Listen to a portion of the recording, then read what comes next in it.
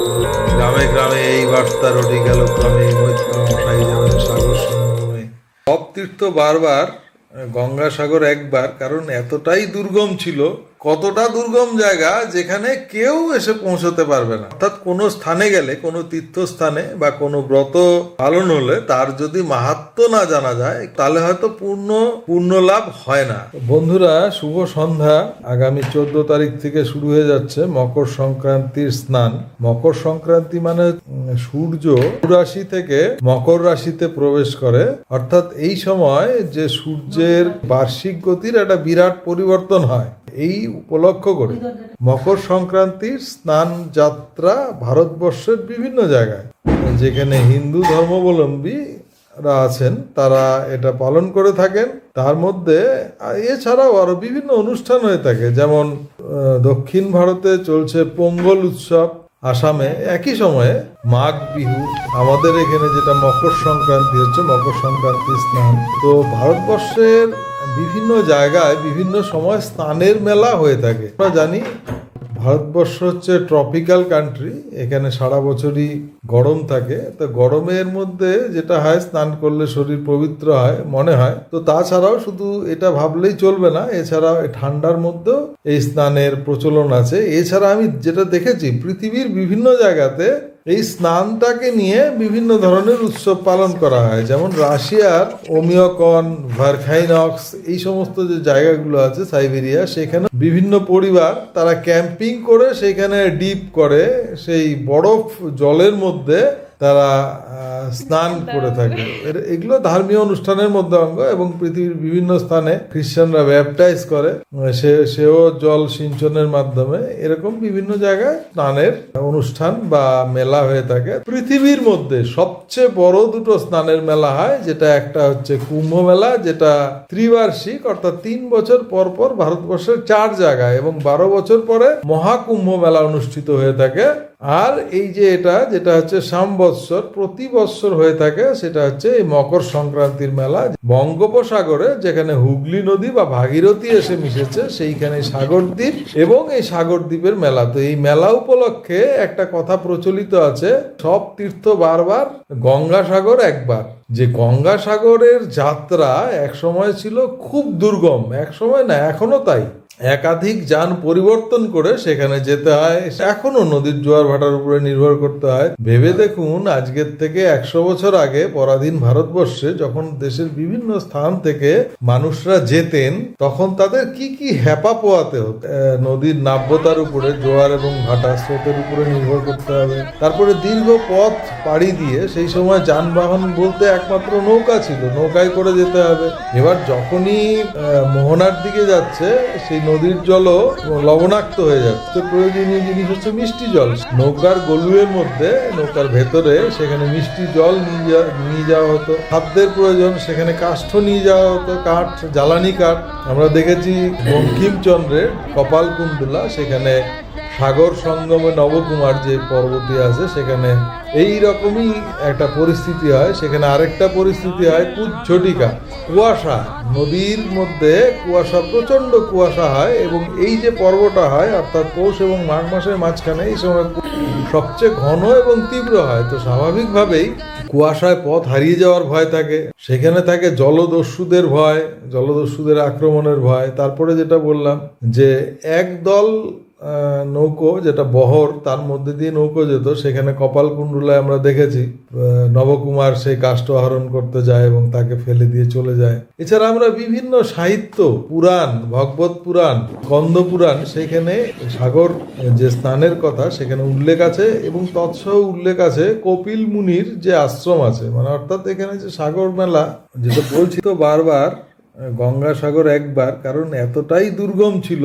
যে এই কপিল মুনির আশ্রমে তখন ত্রিভুবন, স্বর্গ, মর্ত্য, পাতাল, পাতালের সবচেয়ে নিম্ন স্থান যেটা বলা হয় রসাতল, সেগুলো সবকিছু দেবতাদের যাতায়াতের মধ্যে ছিল। দেবতা এবং সাধারণ মানুষ যেটা হয়, সত্যযুগে মানুষ সব জায়গাতে যেতে পারতো, মর্তের মানুষরাও স্বর্গে যেতে পারতো, বা স্বর্গের দেবতারাও মর্তে বিচরণ করত। সূর্য বংশীয় রাজা, সগর রাজা, যেখানে আমরা পরে পাবো এই একই বংশে রামচন্দ্রের জন্ম হয় পরবর্তীতে। যাই হোক, এই সগর রাজা 99টা অশ্বমেধ যজ্ঞ করেছে। তারপরে 100তম যখন অশ্বমেধ যজ্ঞ করতে যাচ্ছেন উনি, সেই যজ্ঞ করে সেই ঘোড়া ছেড়েছেন।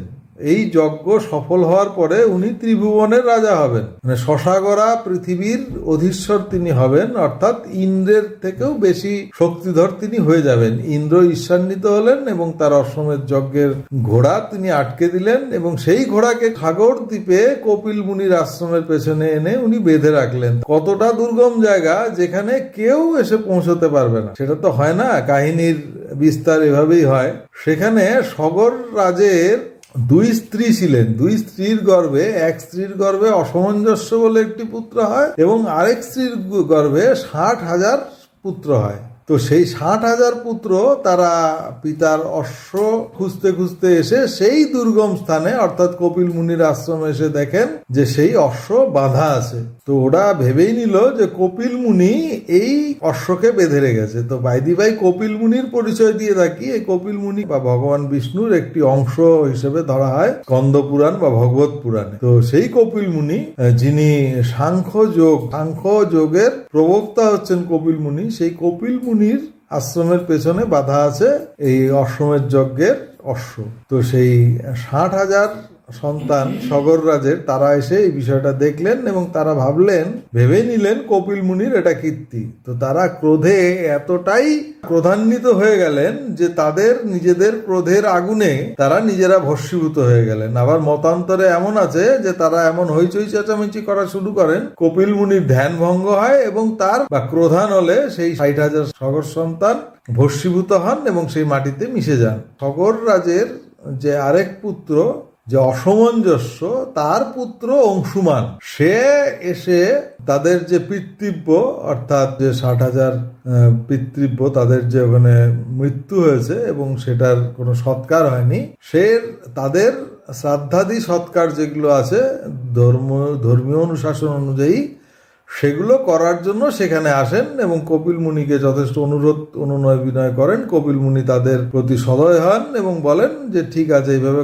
করলে হবে। কিন্তু সেখানে কোনো জল ছিল না। তো কপিল মুনি বলেন, এখানে যদি তোমরা গঙ্গা আনয়ন করতে পারো, গঙ্গা বাড়ি ওখানে দেয়া হলেই তোমার যে পিতৃব্য তারা মুক্তি লাভ করবে। তো এবার গঙ্গা কি করে আনা হবে? সেই গঙ্গা আনয়ন করতে গিয়ে সগররাজ এবং এই যে অংশুমান এরা স্বর্গে গমন করেন, কিন্তু তারা কৃতকার্য হন না।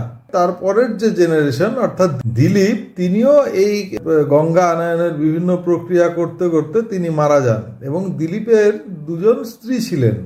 দিলীপ মারা গিয়েছেন, কিন্তু তার স্ত্রীদ্বয়কে বলে গিয়েছিলেন যে এইভাবে করে গঙ্গা যদি আনয়ন করা যায়, আমার যে ভবিষ্যৎ প্রজন্ম সে গঙ্গা আনয়ন করতে পারলে তাহলে পরে আমার যে পূর্বপুরুষরা আছে তারা উদ্ধার পাবেন। আবার এই দিকে ভগবান বিষ্ণু তিনি বলেছিলেন যে তিনি সূর্য বংশে জন্মগ্রহণ করবেন। এবার এই যে সগর রাজের যে বংশ, সেটাই হচ্ছে সূর্য বংশ, এবং এখানেই রাম জন্মগ্রহণ করেন আরো কয়েক প্রজন্ম পরে, যিনি বিষ্ণুর অবতার বলা হয়ে থাকে। তো এবার দিলীপ মারা গেছেন, তো তার ঘরে 2 স্ত্রী, তারা দুজনই বিধবা, তাদের ঘরে সন্তান কি করে হবে? এটা যদি না হয় তাহলে ভগবান বিষ্ণুর যে কথা সেটা মিথ্যা প্রমাণিত হবে, সেটা তো সম্ভব নয়। এবার স্বর্গে সেটা নিয়ে দরবার বসলো। ব্রহ্মাদি দেবতা যারা আছেন, ইন্দ্র, ব্রহ্মা এবং দেবাদিদেব মহাদেব, সবাই মিলে পরিকল্পনা করলেন। মহাদেব এলেন সগর রাজের রাজধানী অযোধ্যাতে এলেন এবং এসে দিলীপের ঘরে এসে 2জন বিধবা স্ত্রী তাদেরকে আশীর্বাদ করলেন যে আমি দেবাদিদেব মহাদেব তোমাদের আশীর্বাদ দিলাম, তোমাদের গর্ভে যে সন্তান হবে সেই সন্তান তোমাদের যে পিতৃপুরুষ যারা আছেন তাদেরকে উদ্ধার করবেন। যথারীতি 10 মাস পরে, অর্থাৎ 9 মাস কিছুদিন পরে তাদের একজনের গর্ভে সন্তান এলো, কিন্তু সেই সন্তান হচ্ছে অসম্পূর্ণ, সেটা এই মাটির ঢেলার মতো, তার কোনো হাত পা কিছুই নেই, বক্র দেহ।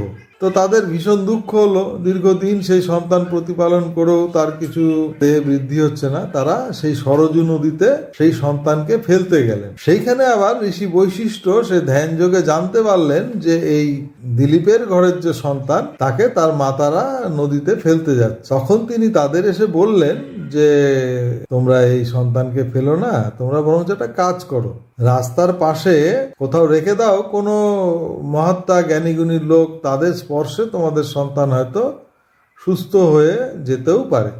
তো তারা সেই কথা শুনে সেই কাজই করলেন, সন্তানকে রাস্তার মাঝখানে রেখে গেলেন। সেই রাস্তা দিয়ে যাচ্ছিলেন অষ্টবক্র মুনি। তো অষ্টবক্র মুনি তার বাবার অভিশাপে দেহে 8 রকমের বক্রতা পেয়েছিল। দেহের কোনো মানব দেহের যে সুঠাম যে দেহ সৌষ্ঠব আছে সেটা তার ছিল না, এবং তিনি সেটাতে যথেষ্ট দুঃখিত ছিলেন। তো রাস্তায় সেই রকমই একটা মাংসপিণ্ড পড়ে থাকতে দেখে ওনার মনে হলো কোনো মানুষ হয়তো দেহটাকে ওরকম তৈরি করেছে তাকে উপহাস করার জন্য। তিনি তখন বললেন যে এরকম যদি সত্যি কেউ উপহাসের জন্য এরকম দেহ ধারণ করে থাকো আমাকে উপহাসের জন্য, তাহলে পরে তুমি এখনই ভস্মীভূত হবে।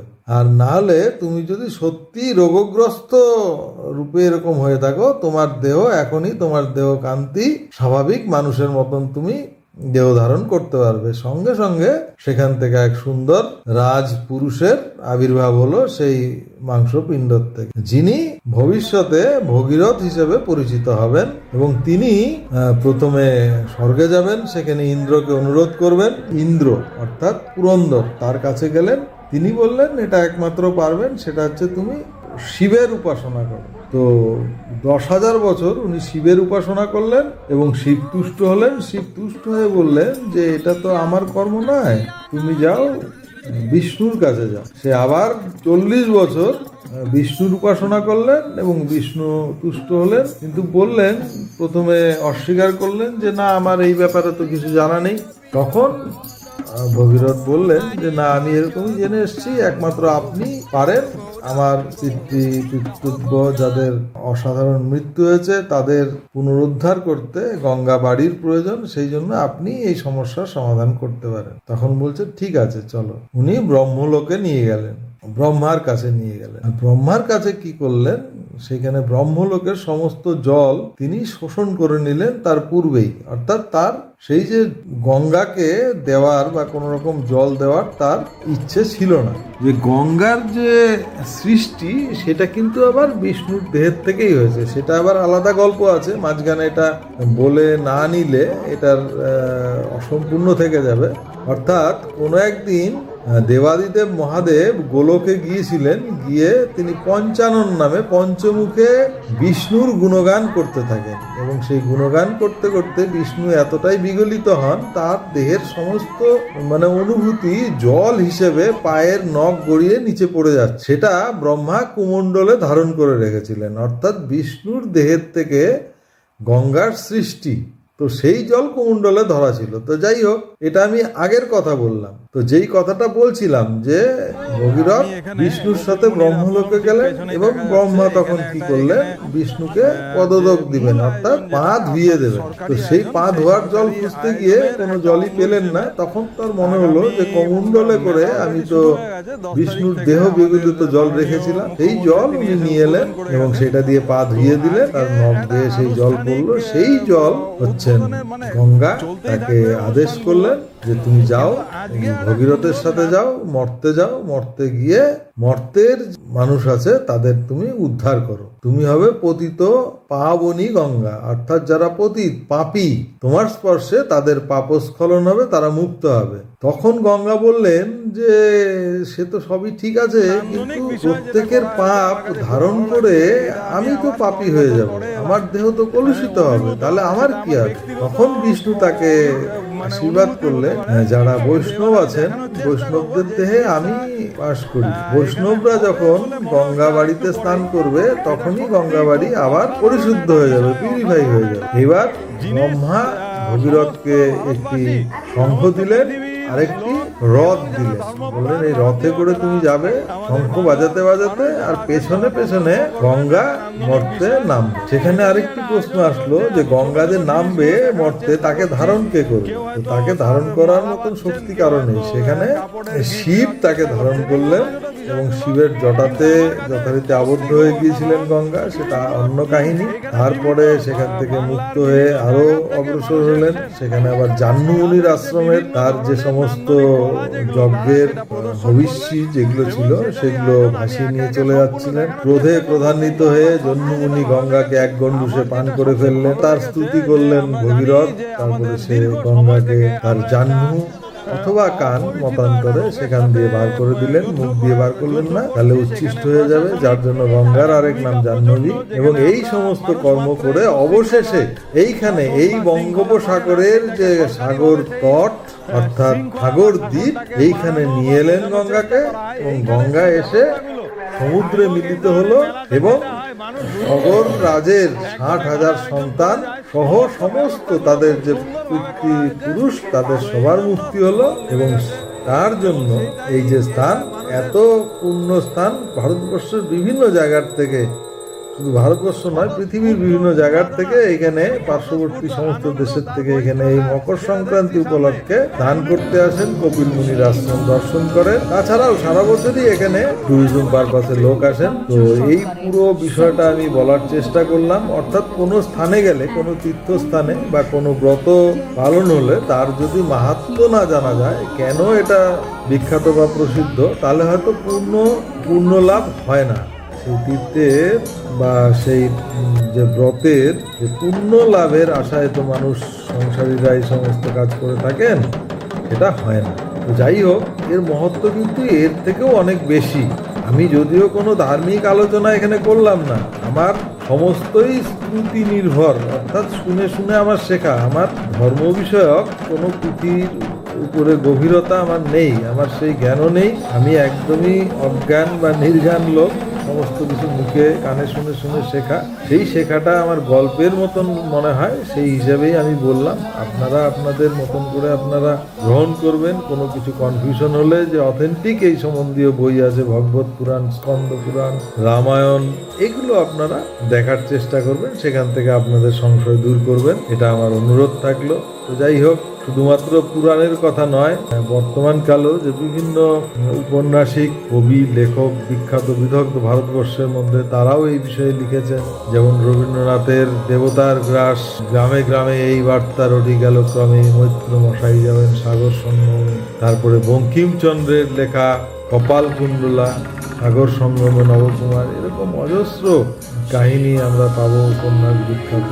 এই সাগর মেলাকে কেন্দ্র করে, সাগর মেলা যাওয়ার অনেক পদ্ধতি আছে। আমরা এই মুহূর্তে সম্ভবত তো ট্রেনে করে হয়তো যাব। শুরুতে শিয়ালদা যে সাউথ, সেখান থেকে ট্রেন ছাড়ে সকাল 7:13-তে, নামখানা লোকাল, 8 নম্বর লট, সেখান থেকে কচুবেড়িয়া, সেখান থেকে সাগর দ্বীপে যাওয়ার ব্যবস্থা থাকে। সেখানে একাধিকবার যাত্রাপথে ভেহিকেল চেঞ্জ করতে হয়। অপর দিকে যে আমাদের ধর্মতলা আছে, সেখান থেকে বাস ছাড়ে বকখালির জন্য, বকখালির থেকে যাওয়া যায় 8 নম্বর লট, সেখান থেকে কচুবেড়িয়া, সাগর দ্বীপ। অথবা কলকাতা বাবুঘাটের পাশে যেটা আছে মিলেনিয়াম পার্ক, সেখান থেকে ভেসেল সার্ভিস আছে, প্রতিদিন সকাল 8:30টার থেকে শুরু হয় এবং বিকেল ওখান থেকে বিকেলে 2টো বা এরকম সময় ফেরত আসে। এই 3 রকম ভাবে এই মুহূর্তে ওখানে যাওয়া যায় এবং বিভিন্ন রকমের থাকার ব্যবস্থা আছে, সেগুলো আমি গিয়ে দেখানোর চেষ্টা করব সরেজমিনে। তো যাওয়ার আগে এই সামান্য ইনফরমেশনগুলো দিলাম। এবং আমার এই যে ভিডিও, সেই ভিডিওর নিচে যে ডেসক্রিপশন থাকবে, সেই ডেসক্রিপশনে বিভিন্ন নাম্বার এবং যে ওয়েবসাইটগুলো অ্যাভেলেবেল আছে, অর্থাৎ লোকেশন ওয়েবসাইট, তারপরে যে ভেসেল সার্ভিস আছে অর্থাৎ জাহাজ সার্ভিস, তাদের যে অ্যাপস আছে টিকিট বুক করা সেটা, এবং কলকাতা সাউথের থেকে যে ট্রেনগুলো ছাড়ে সেটা সময় সারণী, এই সমস্ত কিছু এখানে আমি দেওয়ার চেষ্টা করব। দেখতে থাকুন, সঙ্গে থাকুন, আমি ভবঘুরের সঙ্গে থাকুন। আপনারা জানেন আমি ব্লগিং করে থাকি মানুষের ভ্রমণস্থান, আনন্দ উৎসব, খাবার দাবার, এইসব নিয়ে। তো এখানে এটা একদমই প্রাককথন হলো, আমি এখানে ঘরে বসে করছি। তারপরে যখন স্পটে যাব, সেখানে একদম প্র্যাকটিক্যালি কি হয় সেটা আমি দেখানোর চেষ্টা করব। ধন্যবাদ once again, good night, thank you.